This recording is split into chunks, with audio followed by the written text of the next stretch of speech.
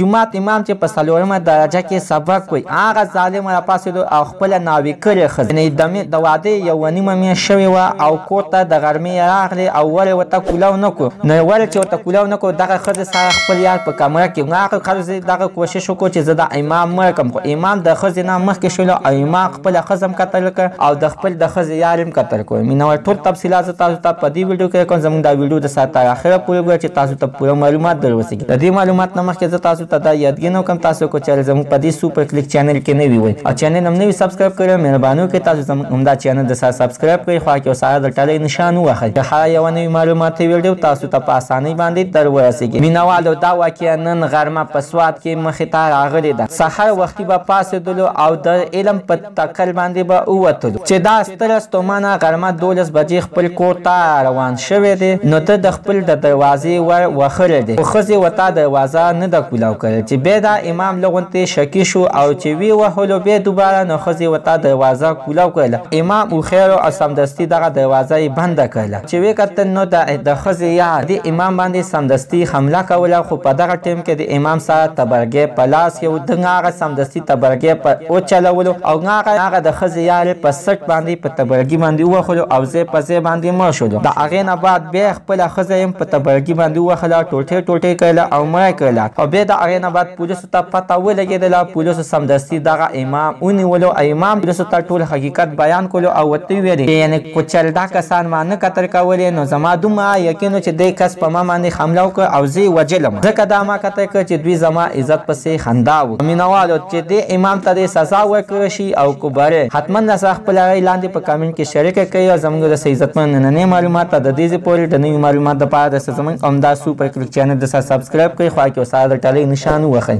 چې هر یوه نوي معلوماتي ویډیو تاسو ته په اسانۍ باندې تر ورسېږي